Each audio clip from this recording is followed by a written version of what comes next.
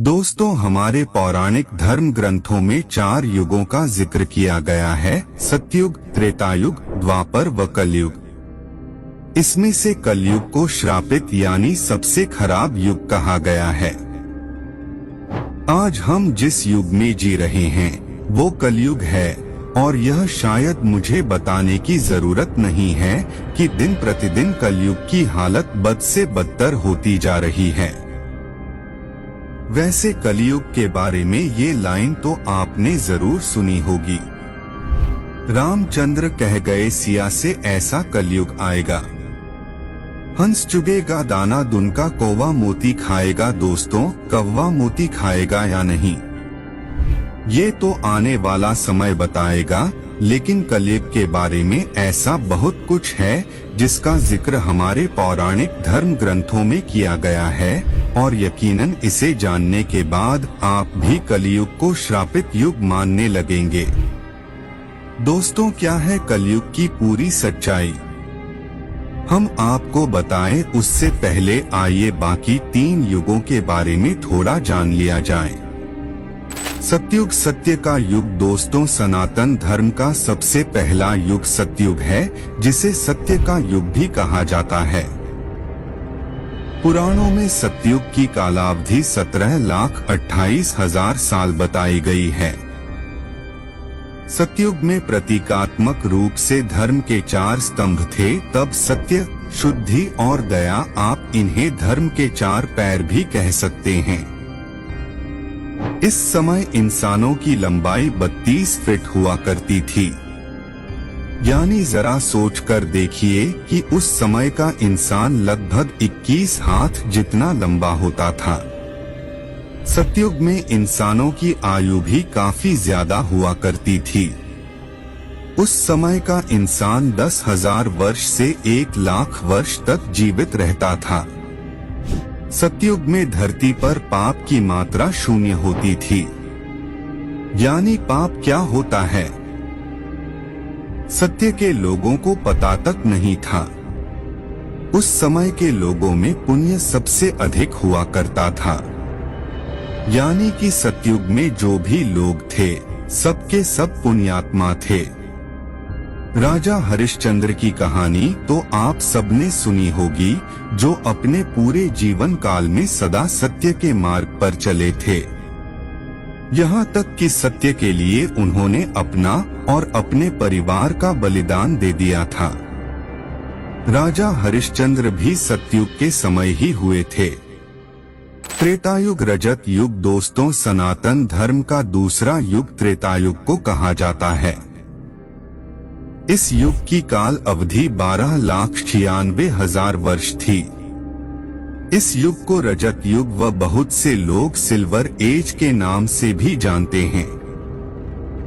इस युग में धर्म के सिर्फ 3 स्तंभ थे: सत्य, शुद्धि, दया। दरअसल धर्म का चौथा स्तंभ तब सत्य के अंत में ही घट गया था। त्रेता युग में मनुष्य की लंबाई 21 फीट होती थी, यानी कि लगभग 14 हाथ के बराबर, और आयु लगभग 10,000 वर्ष थी। समाज में ब्राह्मण, क्षत्रिय, वैश्य और शूद्र वर्ण अस्तित्व में आ चुके थे।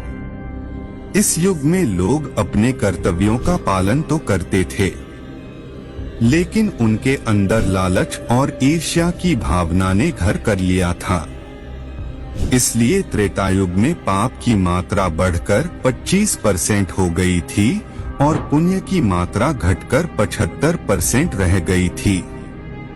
जहां इस युग में भगवान विष्णु अपने वामन और राम अवतार में अवतरित हुए थे, तो वहीं इस युग में बाली और रावण जैसे महान राक्षस भी हुए। बाली, जिन्होंने भगवान वामन को पूरी धरती दान में दे दी थी, तो वहीं रावण, जिसने माता सीता का अपहरण करने के बाद भी उन्हें छुआ तक नहीं। द्वापर युग। दोस्तों, सनातन धर्म का तीसरा युग द्वापर युग को माना जाता है।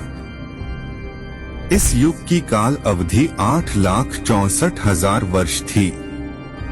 धर्म का तीसरा स्तंभ शुद्धि त्रेता युग के अंत में समाप्त हो गया था।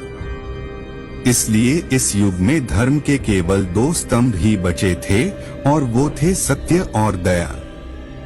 इस युग में इंसान की लंबाई घटकर 11 फीट रह गई थी, यानी लगभग 7 हाथ जितना, और कर 1000 वर्ष रह गई थी। इस युग के लोगों को अपने कर्तव्यों का ध्यान नहीं था। लोगों के अंदर काम, क्रोध, लोभ जैसी भावना ये जन्म ले चुकी थी। इस वजह से इस युग में पाप की मात्रा भी बढ़कर 50% और पुण्य की मात्रा घटकर 50% हो गई थी। यानी इस युग में आधे मनुष्य पापी और आधे पुण्यात्मा थे। हालांकि द्वापर युग में ही इतिहास का सबसे बड़ा महायुद्ध महाभारत हुआ था, जिसमें एक स्त्री को भरे समाज में लज्जित किया गया था।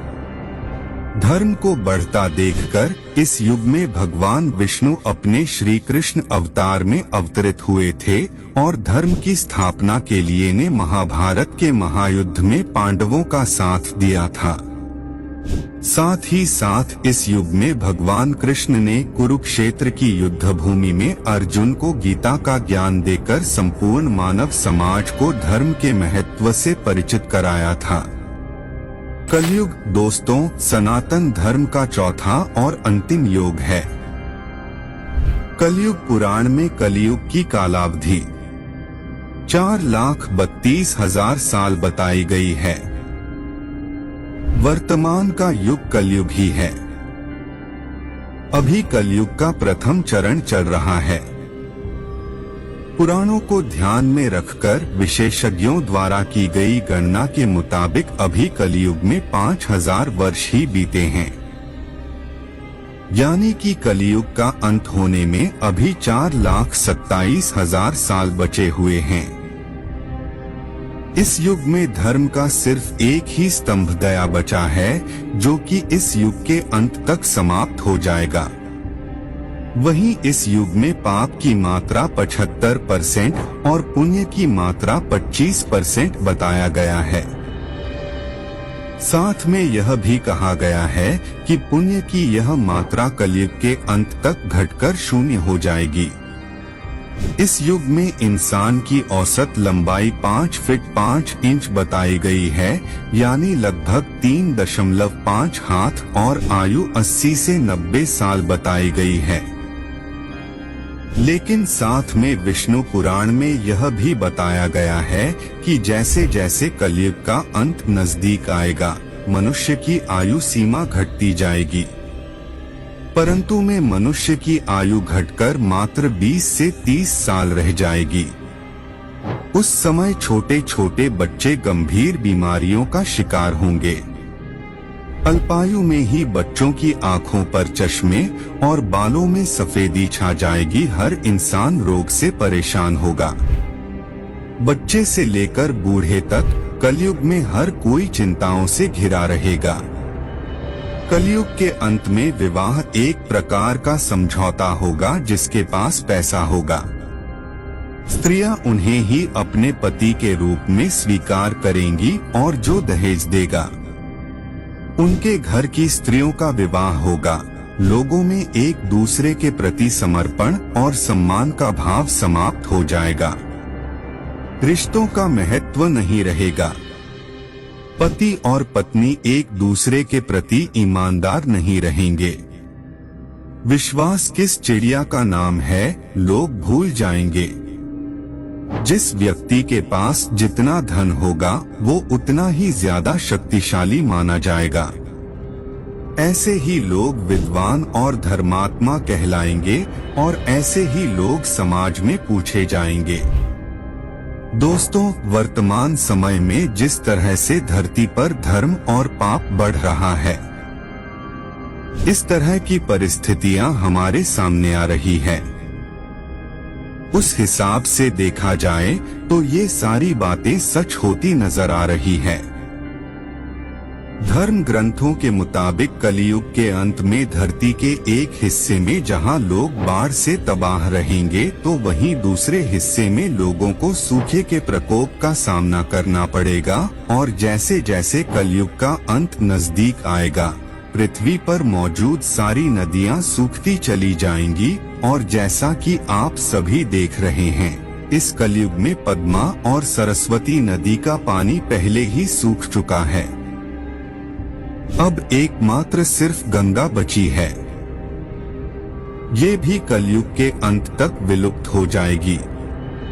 उसके बाद पानी की कमी की वजह से धरती फटने लगेगी और फिर एक समय ऐसा आएगा कि जब लोग पानी की बूंद बूंद के लिए तरसकर अपने प्राण त्यागने लगेंगे, उस समय धरती पर चारों ओर सिर्फ अधर्म का बोलबाला होगा। लोगों का हृदय से दया भाव समाप्त हो गया होगा।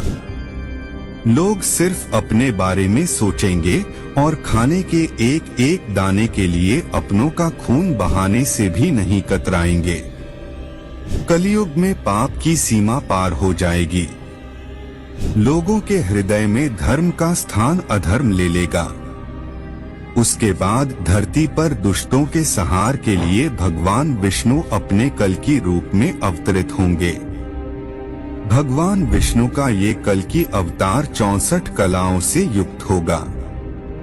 उस वक्त वे एक सफेद घोड़े पर सवार होकर संसार से पापियों का विनाश करेंगे। उनके एक हाथ में तलवार होगा तो वहीं उनके दूसरे हाथ में तीर कमान होगी। धर्म ग्रंथों के मुताबिक जिस तरह त्रेतायुग में भगवान श्री कृष्ण के बैकुंठ लौट जाने के बाद द्वापर युग की शुरुआत हुई थी, ऐसा माना जाता है कि जब कलयुग में भगवान कल्कि पापियों का संहार करके बैकुंठ लौट जाएंगे, तब धरती पर भयंकर प्रलय आएगा। जीवन समाप्त हो जाएगा। तब एक बार फिर से एक नए युग की शुरुआत होगी, जो कि सतयुग होगा। दोस्तों, ये थी कलयुग की असली सच्चाई। क्या आपको इसके बारे में पहले से पता था? इस वीडियो में फिलहाल इतना ही। उम्मीद है आपको आज की यह वीडियो काफी पसंद आई होगी।